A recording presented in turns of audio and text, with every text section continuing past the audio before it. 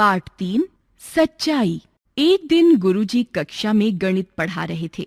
उन्होंने कुछ सवाल बच्चों को हल करने के लिए दिए।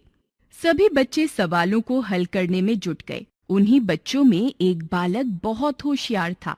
उसका नाम गोपाल था। उसने बहुत ही थोड़े समय में सभी सवालों को हल कर लिया और खड़े होकर बोला, गुरुजी, मैंने सभी सवाल हल कर लिए हैं।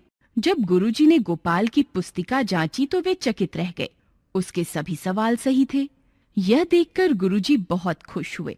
उन्होंने गोपाल की पीठ थपथपाते हुए उसकी बहुत प्रशंसा की। फिर उन्होंने सभी बच्चों को कुछ सवाल घर से हल करके लाने के लिए दिए और बोले, बच्चों, यह आज का गृह कार्य है। इन सवालों को तुम्हें स्वयं हल करना है।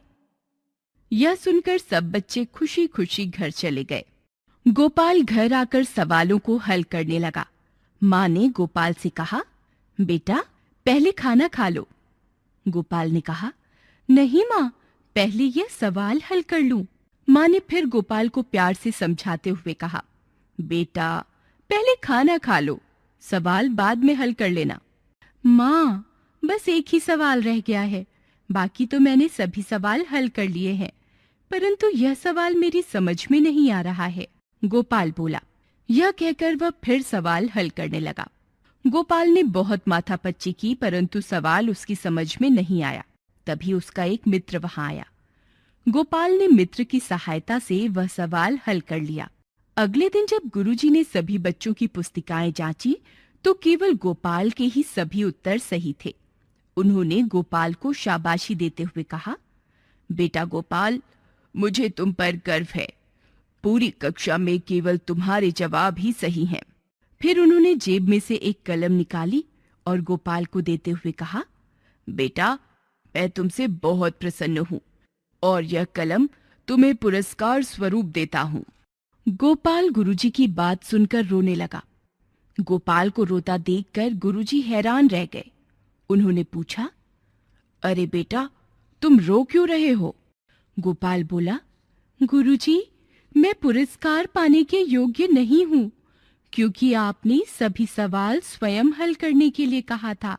मैंने सभी सवालों के स्वयं हल निकाल लिए, परंतु एक सवाल हल नहीं कर पाया। उसे हल करने में मेरे मित्र ने मेरी सहायता की है। गुरुजी गोपाल की बात सुनकर बहुत खुश हुए। एक छोटा सा बालक सबके सामने सच बोल रहा है और अपनी भूल स्वीकार कर रहा है। वे बोले, बेटा, यह कलम तो तुम्हें पुरस्कार स्वरूप लेनी ही होगी। पहले तुम्हें सवालों को हल करने के लिए पुरस्कार दिया जा रहा था, किंतु अब तुम्हारी सच्चाई के लिए यह पुरस्कार दिया जा रहा है। गुरुजी ने सच बोलने के लिए वह कलम गोपाल को दे दी। बच्चों, जानते हो यह बालक कौन था? इस बालक का पूरा नाम था गोपाल कृष्ण गोखले। यह बालक बड़ा होकर हमारे देश का महान नेता बना। महात्मा गांधी गोपाल कृष्ण गोखले को अपना गुरु मानते थे।